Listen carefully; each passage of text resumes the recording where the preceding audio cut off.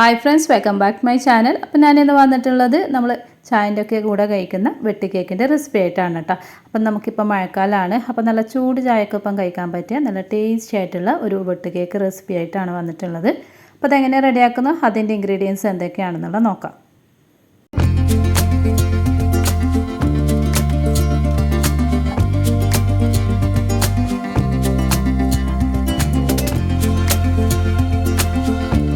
ആദ്യം നമുക്കൊരു മിക്സീൻ്റെ ജാർ എടുക്കാം. ഇതിലേക്ക് 1/4 കപ്പ് പഞ്ചസാര ഇട്ട് കൊടുക്കുക. പിന്നെ വേണ്ടത് 4 ഏലക്കയാണ്, അതും നമുക്ക് ഇതിലേക്ക് ഇട്ട് കൊടുക്കാം. എന്നിട്ട് നന്നായിട്ടൊന്ന് പൊടിച്ചെടുക്കുക. അപ്പോൾ ഈ ഒരു കപ്പ് 250 ml ആണ് കേട്ടോ. ഇനി നമുക്ക് ഈ ഒരു പൊടിച്ച പഞ്ചസാര ഇതാ 1 കപ്പോളം കിട്ടിയിട്ടുണ്ട്.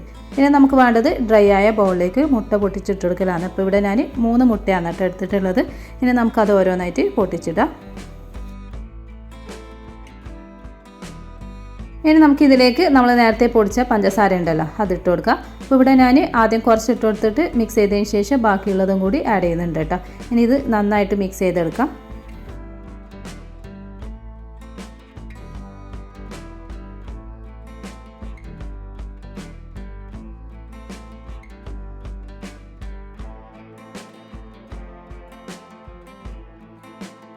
ഇപ്പോൾ ഇവിടെ നമ്മുടെ കേക്കിന് യെല്ലോ കളർ ഇട്ടാൻ വേണ്ടിയിട്ട് ഇവിടെ ഞാൻ 1/4 ടീസ്പൂൺ മഞ്ഞൾപ്പൊടി ആഡ് ചെയ്ത് കൊടുക്കുന്നുണ്ട്. നിങ്ങൾക്ക് വേണമെങ്കിൽ യെല്ലോ ഫുഡ് കളർ ആഡ് ചെയ്ത് കൊടുക്കുക കേട്ടോ.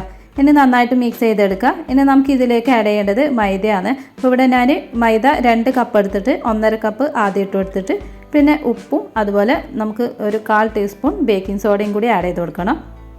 എന്നിട്ട് നന്നായിട്ട് മിക്സ് ചെയ്തതിന് ശേഷം ബാക്കി ഒരു മൈദ ഇതിലേക്ക് ആഡ് ചെയ്ത് കൊടുത്താൽ മതി കേട്ടോ. കാരണം ഒരുപാട് ഒരുമിച്ചിട്ടാകുമ്പോൾ നമുക്ക് മിക്സ് ചെയ്യാൻ കുറച്ച് ബുദ്ധിമുട്ടായിരിക്കും. അതുകൊണ്ട് ഞാനിത് ആദ്യം 1.5 കപ്പ് ഇട്ടിട്ടാണ് ചെയ്യുന്നത്. ഇനി ഇത് നന്നായിട്ട് മിക്സ് ചെയ്തതിന് ശേഷം ബാക്കിയുള്ള മൈദയും കൂടി നമുക്ക് ഇതിലേക്ക് ആഡ് ചെയ്യാം. അപ്പോൾ ഇത് നമുക്ക് മുട്ടേൻ്റെ വലുപ്പം അനുസരിച്ചിട്ട് ചിലപ്പം മൈദയിൽ കുറച്ച് അങ്ങോട്ടും ഇങ്ങോട്ടും അളവിൽ വ്യത്യാസം ഉണ്ടാവും കേട്ടോ. അപ്പോൾ ഇവിടെ നമുക്ക് ടോട്ടലായിട്ട് 2.5 കപ്പാണ് ഞാനിവിടെ എടുത്തിട്ടുള്ളത്. ആദ്യം നമുക്ക് കുറച്ചായിട്ട് ഇട്ട് കൊടുത്തിട്ട് മിക്സ് ചെയ്തതിന് ശേഷം പോരാന്നുണ്ടെങ്കിൽ വീണ്ടും ഇതിലേക്ക് ആഡ് ചെയ്താൽ മതി കേട്ടോ.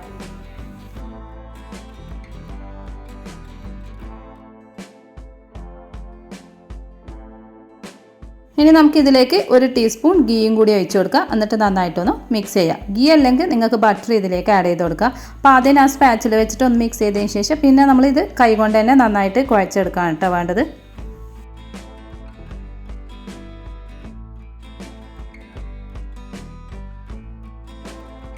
അപ്പോൾ ഇവിടെ ഇത് കുറച്ച് ലൂസായതുകൊണ്ട് ഞാൻ ഇതിലേക്ക് 1/2 കപ്പും കൂടി ആഡ് ചെയ്തിന്. അങ്ങനെയാണ് നമുക്ക് ടോട്ടൽ 2.5 കപ്പ് മൈദ വരുന്നത്. അതുപോലെ 1 കപ്പ് പൊടിച്ച പഞ്ചസാര. ഇതാണ് കേട്ടോ ഇതിൻ്റെ ഒരു അളവ് എന്ന് പറയുന്നത്.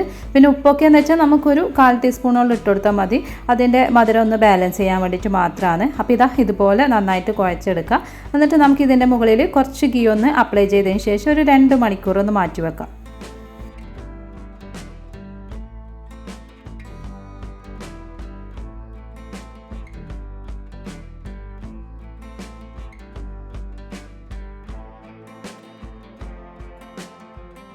അപ്പോൾ ഇവിടെ ഞാൻ 2 മണിക്കൂർ കഴിഞ്ഞതിന് ശേഷം ഓപ്പൺ ചെയ്തിട്ടുണ്ട്. അപ്പോൾ ഇത് നല്ല സോഫ്റ്റ് ആയിട്ട് തന്നെ വന്നിട്ടുണ്ട് കേട്ടോ.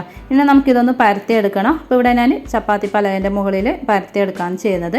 അപ്പോൾ നമുക്ക് ഇഷ്ടമുള്ള രീതിയിൽ ഇത് പരത്തിയെടുക്കാം കേട്ടോ. കാരണം കോണായിട്ടോ അല്ല സ്ക്വയറായിട്ടോ എങ്ങനെയാണെന്ന് വെച്ചാൽ നമുക്കിത് പരത്തിയിട്ടെടുക്കാം. അപ്പോൾ ഇവിടെ ഞാനിത് കുറച്ച് കട്ടിയിൽ നമ്മൾ പരത്തിയെടുക്കണമെന്ന് മാത്രം. നല്ല നൈസായിട്ട് പരത്താണ്ട് കട്ടിയിൽ പരത്തിയെടുക്കുക. എന്നാലേ നമ്മൾ ഈ ഒരു കേക്ക് ഉള്ളിലൊക്കെ നല്ല സോഫ്റ്റായിട്ട് കിട്ടുള്ളൂ, അല്ലെങ്കിൽ ഹാർഡായിട്ട് പോകും കേട്ടോ. അതുകൊണ്ട് അതൊന്ന് ശ്രദ്ധിക്കുക. ഇനി നമുക്കിത് പരത്തിയിട്ട് ഞാനിവിടെ കട്ട് ചെയ്തെടുക്കുന്നുണ്ട്. അപ്പോൾ ഈ ഒരു സൈസിലാണ് ഞാൻ കട്ട് ചെയ്തെടുക്കുന്നത്. നിങ്ങൾക്ക് നിങ്ങളിഷ്ടത്തിലുള്ള രീതിയിൽ കട്ട് ചെയ്തെടുക്കട്ടോ. അപ്പോൾ ഇത് നമുക്കെല്ലാം പരത്തിയെടുക്കാം.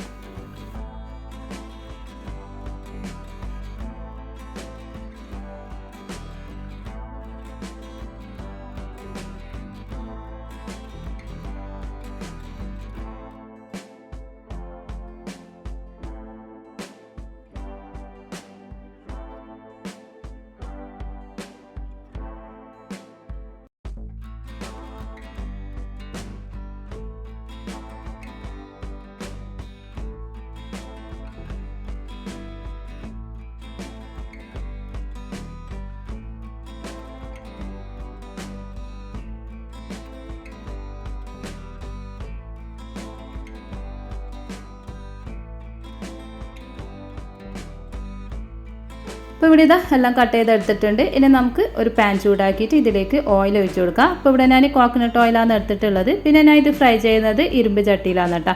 അപ്പോൾ എനിക്ക് ഇതിൽ ഫ്രൈ ചെയ്യുമ്പോൾ കുറച്ചും കൂടി ടേസ്റ്റി ആയിട്ട് തോന്നാറുണ്ട്. ഇത് മാത്രമല്ല, പഴംപൊരി നമ്മൾ എന്ത് ഫ്രൈ ചെയ്യുമ്പോൾ ഈ ഒരു ഇരുമ്പ് ചട്ടി ഉപയോഗിക്കുകയാണെങ്കിൽ അതിന് ഒരു പ്രത്യേക ടേസ്റ്റ് പോലെ എനിക്ക് തോന്നിയിട്ടുണ്ട് കേട്ടോ. അപ്പോൾ നിങ്ങൾക്കും അതുപോലെയാണെന്ന് അറിയില്ല, ഒന്ന് കമൻറ്റ് ചെയ്യട്ടോ. അപ്പോൾ ഇത് ഫ്രൈ ചെയ്യുമ്പോൾ നമ്മൾ മെയിനായിട്ട് ശ്രദ്ധിക്കേണ്ട കാര്യമാണ് ഫ്ലെയിം. അപ്പോൾ അത് ഏറ്റവും കുറച്ചിട്ട് തന്നെ ഇടുക, എന്നിട്ടുമാണ് ഇത് ഫ്രൈ ചെയ്തെടുക്കാൻ വേണ്ടിയിട്ട്. അല്ലെങ്കിൽ ഇത് പെട്ടെന്ന് പുറം ഭാഗമൊക്കെ ബ്രൗൺ കളറായിട്ട് ഉൾഭാഗം ഇത് വേവില്ല കേട്ടോ. അപ്പോൾ അതൊന്ന് ശ്രദ്ധിക്കുക. കാരണം നമുക്കിത് ഫ്രൈ ചെയ്തെടുക്കാൻ കുറച്ച് ടൈം എടുക്കുമെങ്കിലും ഇതിൻ്റെ ഉൾഭാഗം നല്ല സോഫ്റ്റ് ആയിട്ട് അതുപോലെ പുറമേ നല്ല ക്രിസ്പി ആയിട്ട് തന്നെ കിട്ടും. പക്ഷേ ഫ്ലെയിം കുറച്ചിട്ടാണ് കേട്ടോ ചെയ്യാൻ വേണ്ടിയിട്ട്. അപ്പോൾ ഇവിടെ ഇതാ ഞാൻ 2 ഭാഗവും ഇത് ഒന്ന് തിരിച്ചിട്ട് കൊടുക്കുന്നുണ്ട്. എന്നിട്ട് നമുക്കിത് ഏകദേശം ഒരു ഇതുപോലത്തെ ഒരു ഗോൾഡൻ കളർ ആകുമ്പോൾ നമുക്കിത് എണ്ണയിൽ നിന്ന് കോരി മാറ്റാം. അപ്പോൾ ഇവിടെ ഇത് ഏകദേശം ആയിട്ടുണ്ട് കേട്ടോ. ഇനി ഞാൻ ഇതൊരു പ്ലേറ്റിലോട്ട് മാറ്റുന്നുണ്ട്. അപ്പോൾ ഇതുപോലെ തന്നെ ബാക്കിയുള്ളത് നമുക്കിതുപോലെ ഫ്രൈ ചെയ്തെടുക്കാം.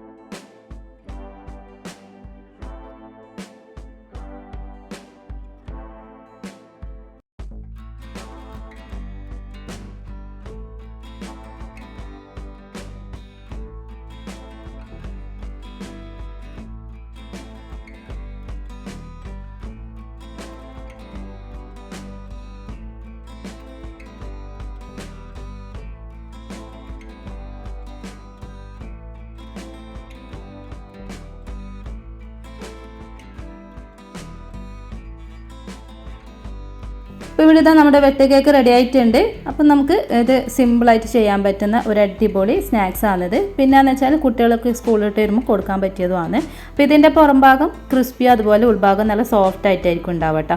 അപ്പോൾ നിങ്ങളെല്ലാവരും ഇതുപോലെ ഒന്ന് ട്രൈ ചെയ്ത് നോക്കാം. പിന്നെ നിങ്ങൾക്ക് എൻ്റെ വീഡിയോ ഇഷ്ടമാണെന്ന് വിചാരിക്കുന്നു. ഇഷ്ടമാണെങ്കിൽ ലൈക്ക് ചെയ്യുക, ഷെയർ ചെയ്യുക, കമൻറ്റ് ചെയ്യുക. പിന്നെ സബ്സ്ക്രൈബ് ചെയ്യാതെ കാണുന്ന കൂട്ടുകാരുണ്ടെങ്കിൽ ഒന്ന് സബ്സ്ക്രൈബ് ചെയ്ത് സപ്പോർട്ട് ചെയ്യണേ. താങ്ക്